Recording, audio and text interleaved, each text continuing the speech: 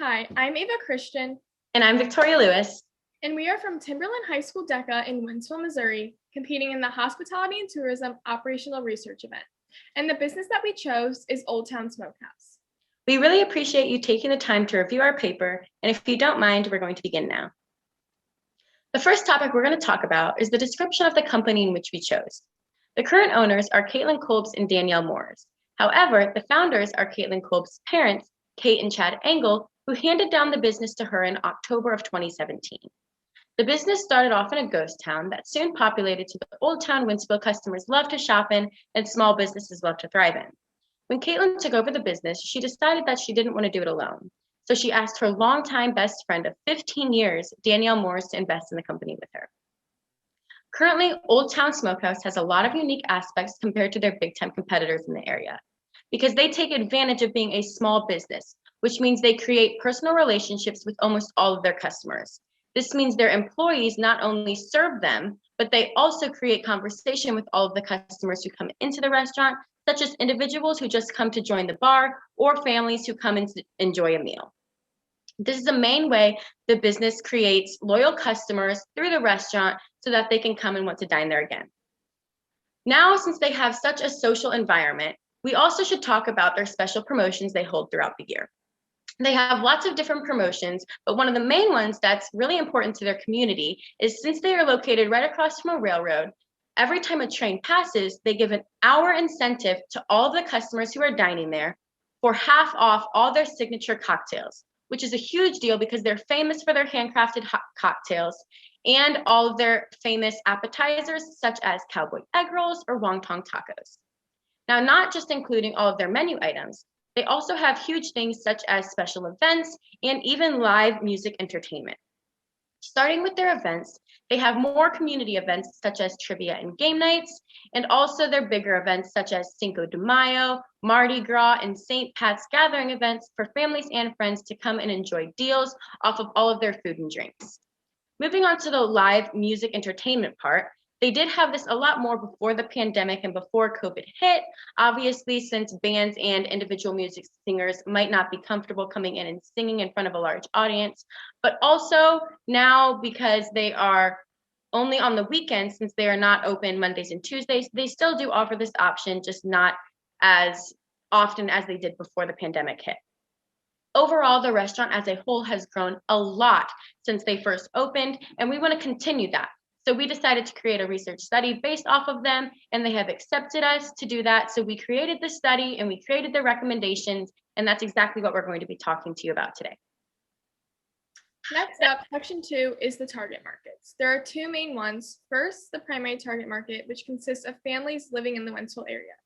These families would have anywhere from 2 to 4 kids, ranging in age from 5 to 15 years old, and the parents would range in age anywhere from their mid-30s up to their mid-40s.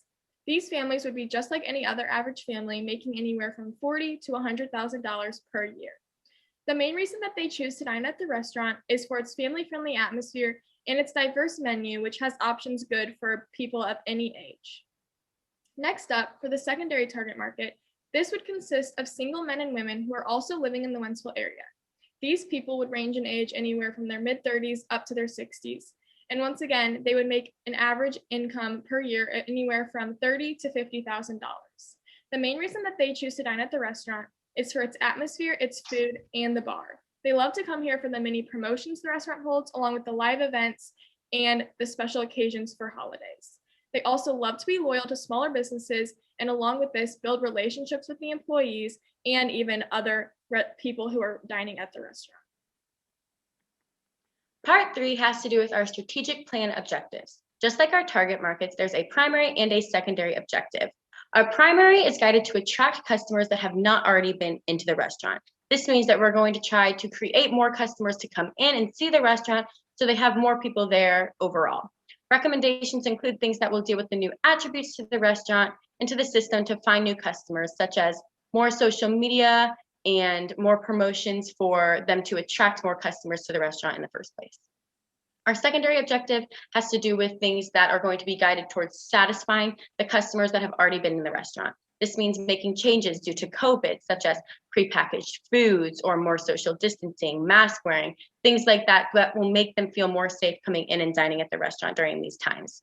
Also, things such as online ordering that they do not already have might be a type of recommendation that we might make so that those will satisfy the customers who are already there, who might not want to come into the restaurant and might just want to have the food and buy from the restaurant without having to actually sit in.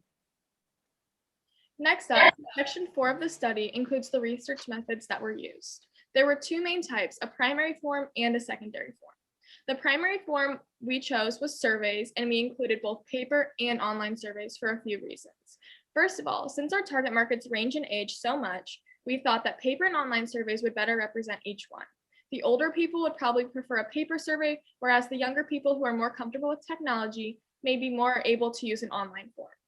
We also chose surveys as we felt that this would more accurately represent both target markets and give us enough data to get the information that we want from our customers.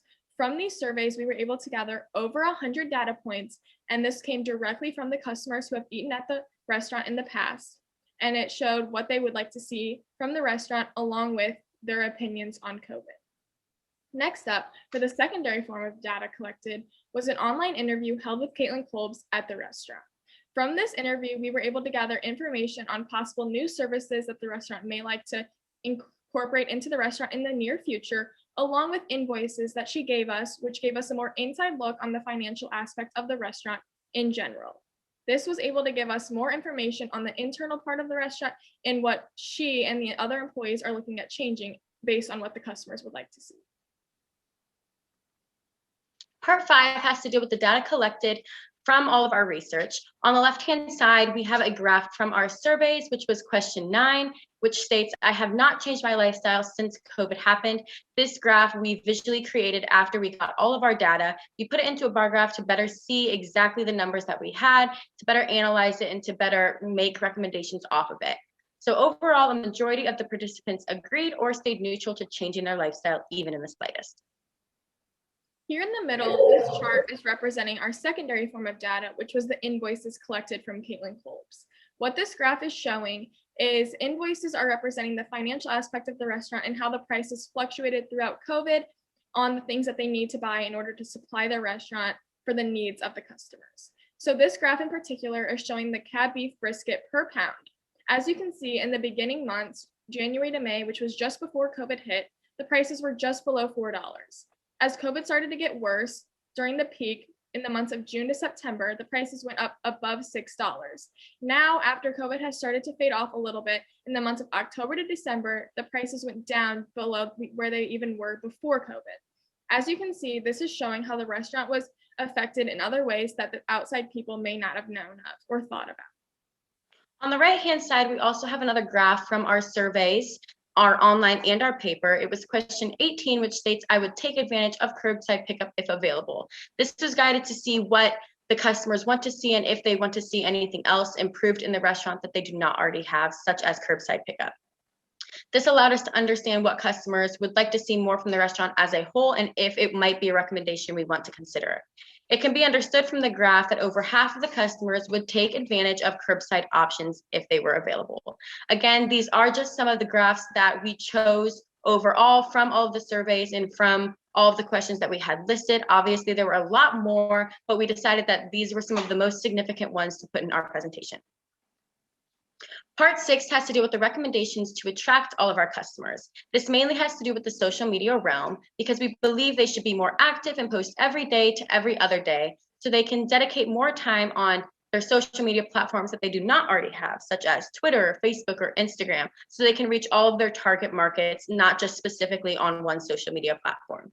This also means creating more infographics with special promotions coming up the next day. For example, if they create an infographic for a Monday promotion, they might want to make it closer to the beginning of that week, say Saturday or Sunday, so that they can post that either Sunday night and right away Monday morning so people can see those right away.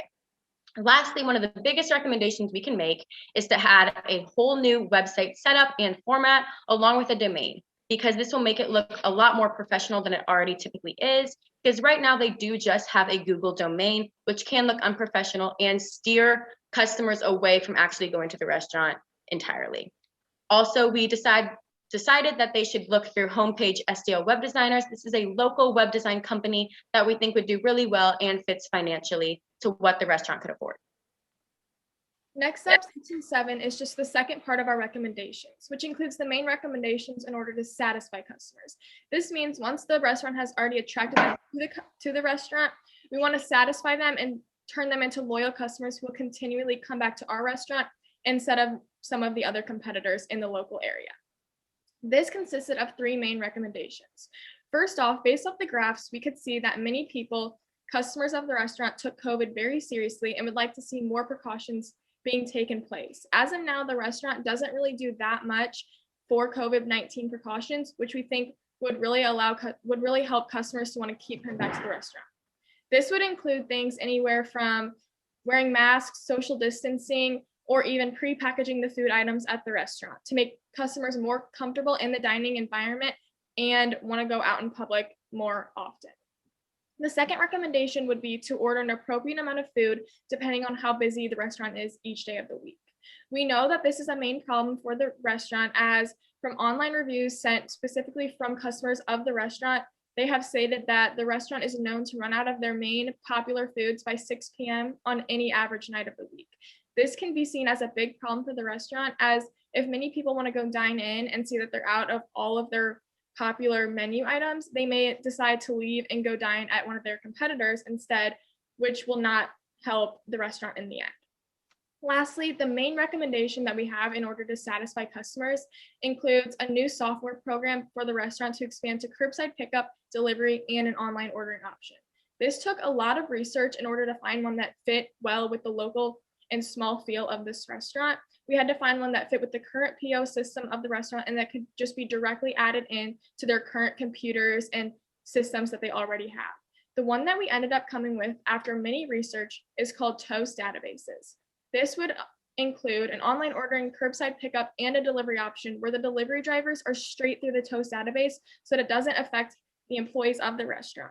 This is a big recommendation that we find is essential for the restaurant, as it will allow people to feel more comfortable. If people don't want to dine out in COVID, then it's okay. They can still eat at the Old Town Smokehouse, where as in the past, they wouldn't be able to because they didn't have these contactless pickup options that would be good for many customers. Next up, section 8 is our budget. As you can see in the top right corner, the estimated numbers that we wanted to stay between were $3,000. And the final budget ended up coming out to be $2,472. To break this down into each item separately, first were the social media posts. As you can see, we have 7 posts weekly, 1 per day, and this had no cost affecting the restaurant, but would give them a positive impact.